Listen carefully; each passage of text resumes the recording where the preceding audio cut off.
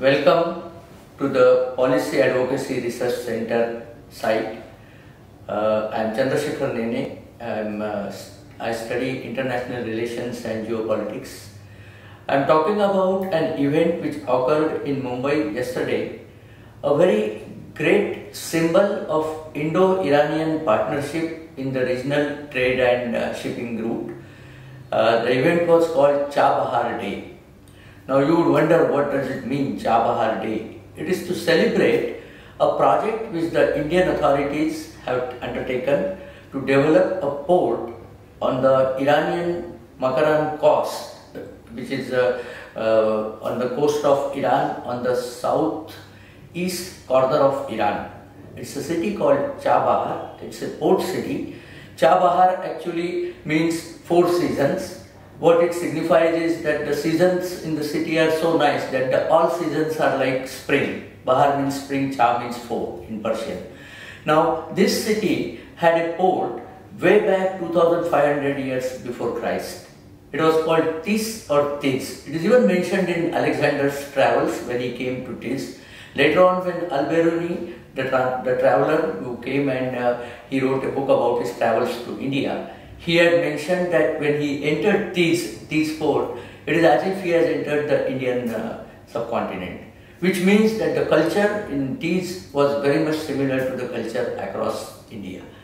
Now this port has a distinction of being a deep water port. It is the only deep water port in Iran, because the other ports in Iran are closer to the Persian Gulf, and those are not very deep water ports. The significance of a deep water port is ships with a much bigger draft, that means very large cargo ships, can easily dock into such ports. So India undertook to develop this port. Actually, the development of Chabahar was started by Shah of Iran in 1970s, when he had decided that he will base the Iranian Navy, Iranian Air Force, and of course the shipping fleet of Iran. But then things didn't work out as he planned, and apparently there was a shortage of money and budgeting and all. He even invited some American companies to develop, but it didn't work out. In 1979, Shah of Iran lost his power. It was taken over by Khomeini's powerful religious lead, and then they also wanted to develop this port. So a lot of time they were thinking about developing it, but without any actual things having happened.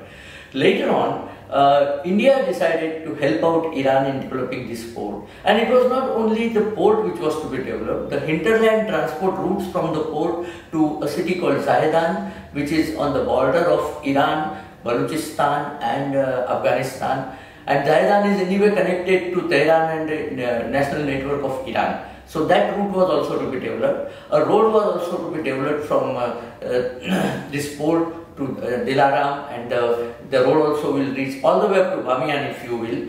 And that was to transport the iron ore, which was supposed to be fetched from the Bamiyan iron mines, to get it into the international market. Iran also wanted to use this port for trading its goods. Of course, the major goods are oil and gas. India also decided that they will help out in laying a pipeline from this port all the way up to the north, because just north of this port across Iran are actually the cities of the countries of Tajikistan, Uzbekistan and all the Central Asian republics, which are very rich in gas and oil. So a pipeline to bring in the gas from the Central Asian republics into the coast, and from there to load the tankers and sail it across the world.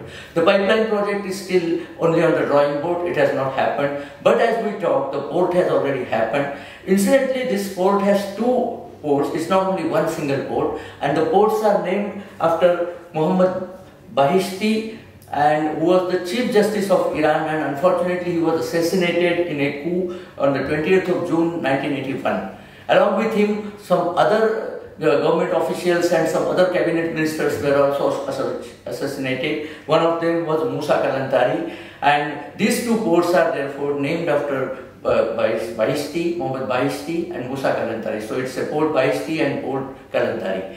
But these ports are able to do a lot of cargo transport, and it was proven actually. Last year, India transported 57,000 tons of wheat as an assistance to Afghanistan. When Afghanistan was taken over by Taliban, the people there were literally starving.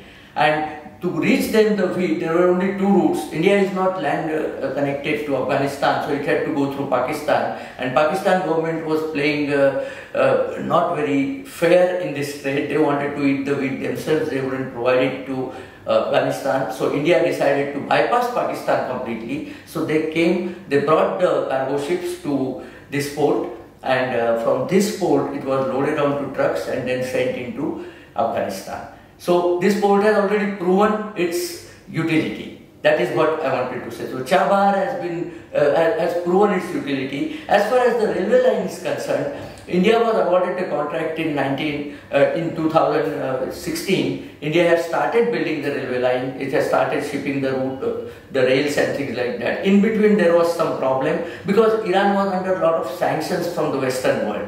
Then China approached Iran, and Iran decided to award the contract to China. 2020, they cancelled Indian contract and they awarded to China. But 2021, they came back to India. They realized China is not able to do that properly. So now India is building the railway line, so much so that the railway line is now ready. The railway line between Chabahar and Zaidan is ready. Its trial runs are already started, and it will be a cargo line, and by which actually all the transporting cargo from Chabahar will be loaded onto the cargo trains. They will reach Zaidan. From Zaidan it can go to Afghanistan, it can go upwards to Uzbekistan, Tajikistan and all the Central Asian republics, and also within Iran. So this route can be used for both the to and fro transport. It is actually part of the international north-south transport corridor envisaged by India, Russia and Iran together, so that this corridor is going to facilitate transport of Russian goods, transport of the Central Asian goods and the Iranian goods, and vice versa across to the world. And because this is a deep water port, this port is going to be of a big use to Iran, and what will happen is that the load on the Bandar Abbas and other ports in Iran would be taken off, and this port, the Chabahar port, will be the major port of transshipment. In fact, Chabahar has been declared as a free transport zone, free trade zone by Iran. So that also is the fact which is encouraging popularity of this port.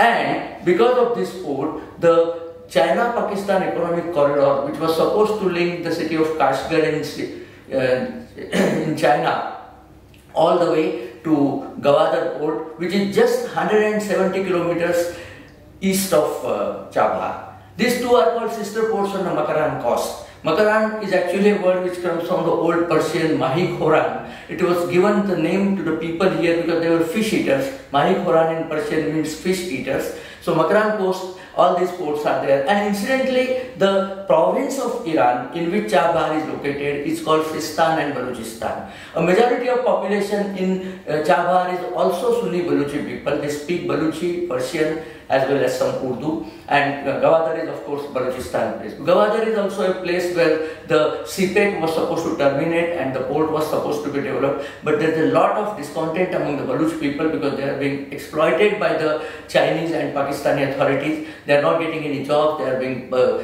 pursued, they are being persecuted. So there is a lot of terrorist activity running in that place. So CPEC doesn't look like CPEC is going to be even completed. So India has got one up on China and Pakistan in this case because Chabahar is not only completed, it is already operational. As things go on, India and Iran are good friends, and the reason for that is the third largest Shia population after Iraq and Iran is in India.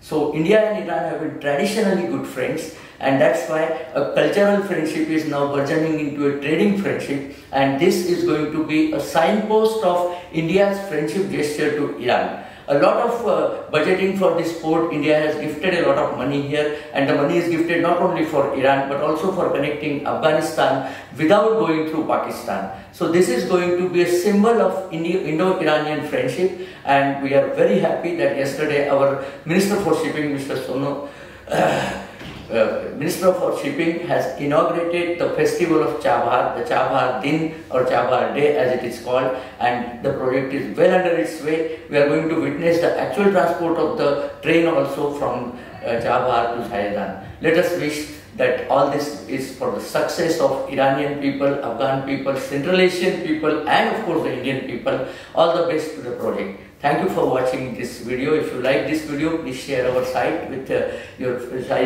share this video with your friends and relations, and please subscribe to our site, and please give your comments as to the quality and of this video and this information. Thank you very much.